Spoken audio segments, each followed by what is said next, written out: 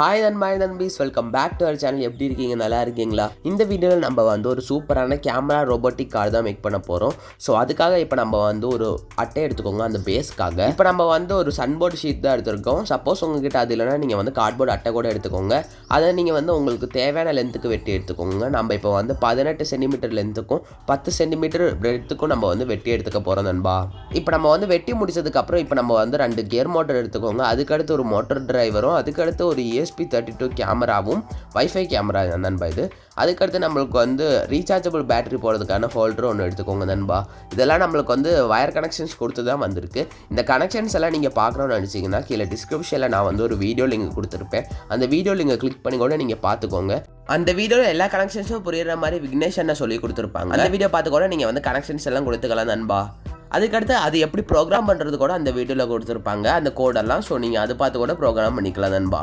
இப்போ நம்ம வந்து அதெல்லாம் அசம்பிள் பண்ணி வைக்க போகிறோம்.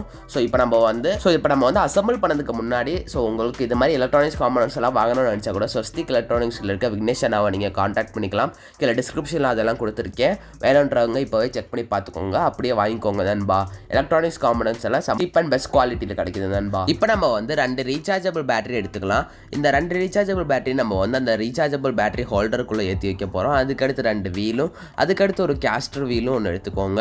அதுக்கடுத்து நம்ம வந்து அந்த கேஸ்டர் வீல் செட் பண்ணுறதுக்காக நம்ம இப்போ வந்து ஒரு குட்டி பிளேட் எடுத்துருக்கோம். சப்போஸ் உங்ககிட்ட இது இல்லைனா நீங்கள் வந்து சாதா ஒரு அட்டை வச்சு கூட நீங்கள் அதை ஒட்டி வச்சுக்கலாம். நம்மகிட்ட இது இருக்கனால இதை யூஸ் பண்ணிக்கிறேன். இப்போ நம்ம வந்து நம்மளோட இந்த ரீசார்ஜபிள் பேட்டரி ஹோல்டரை ஃபஸ்ட்டு ஒட்டிக்கலாம். அதுக்கடுத்து நம்ம வந்து அப்படியே மோட்டர் டிரைவரே ஒட்டிக்கலாம். அதுக்கடுத்து நம்ம வந்து நம்மளோட கியர் மோட்டரும் ஒட்டிக்கலாம். வைஃபை கேமராவும், அதுக்கடுத்து நம்மளோட அந்த கேஸ்டர் வீலும் ஒட்டினா நம்மளோட இந்த வேலை முடிஞ்சிடும் நண்பா. அதுக்கடுத்து 2 வீலே மாட்டி வச்சுக்கோங்க நண்பா. இப்போ நம்மளோட கேமரா ரோபோட்டிக் கார் பக்காவாக ரெடியாக இருக்குது நண்பா. இப்போ நம்ம வந்து நம்மளோட ரீசார்ஜபிள் பேட்டரி அதில் போட்டதுக்கப்புறம் நம்ம வந்து சுவிட்ச் ஆன் பண்ணி பார்க்கலாம் நண்பா. இதை நீங்கள் வந்து ஆட்டோவாவோ இல்லை பஸ்ஸாவோ ஏதாவது மாதிரி நீங்கள் வந்து கன்வெர்ட் பண்ணுறது அது உங்களோட க்ரியேட்டிவிட்டி பொறுத்து இருக்குது நண்பா. இனி இருக்கிறதெல்லாம் இப்போ நம்ம வந்து சுவிட்ச் ஆன் பண்ணும் போதும் இப்போ நீங்களே பாருங்கள், சுவிட்ச் ஆன் பண்ணும்போது இப்போ சைடில் இப்போ நீங்களே பாருங்கள் அது திரும்புது. அதுக்கடுத்து இப்போ நம்ம வந்து இதை கனெக்ட் பண்ணுற வேலை பார்ப்போம். இப்போ நம்ம வந்து ஃபஸ்ட்டு நம்மளுக்கு 2 ஃபோன் தேவை. ஃபஸ்ட்டு ஃபோனை நம்ம வந்து ஹாட்ஸ்பாட் ஃபோனை நம்ம இப்போ வந்து நேம் கொடுத்துக்கலாம். அதுக்கடுத்து இருக்கிற 2வது ஃபோனை நம்ம வந்து வைஃபை ஃபோன்னு வச்சுக்கலாம். இப்போ நம்ம வந்து ஹாட்ஸ்பாட் ஃபோன் எடுத்துருக்கோம். அந்த ஹாட்ஸ்பாட் ஃபோனில் இருக்க ஹாட்ஸ்பாட்டை நம்ம ஆன் பண்ணி அந்த ஹாட்ஸ்பாட்டை நான் வந்து ப்ராஜெக்ட் 1 நேமும் பாஸ்வேர்டையும் ப்ராஜெக்ட் 1 நான் இப்போ மாற்றிருக்கேன். ஏன்னா நான் ப்ரோக்ராம் பண்ணுறதுக்கு ஏற்ற மாதிரி தான் நம்ம இப்போ வந்து அந்த நேமெல்லாம் கொடுத்துக்க போகிறோம் நண்பா. அதுக்கடுத்து நம்மளோட இந்த டிவைஸ் இருக்குல்ல, அதாவது நம்மளோட இந்த கேமரா ரோபோட், அதை நம்ம வந்து ஆன் பண்ண போகிறோம். ஆன் பண்ண வந்து நீங்களே பாருங்கள், அந்த கனெக்டட் டிவைஸில் ESP32 Arduino வரும் பாருங்கள். அதை நம்ம வந்து கனெக்ட் பண்ண போகிறோம்.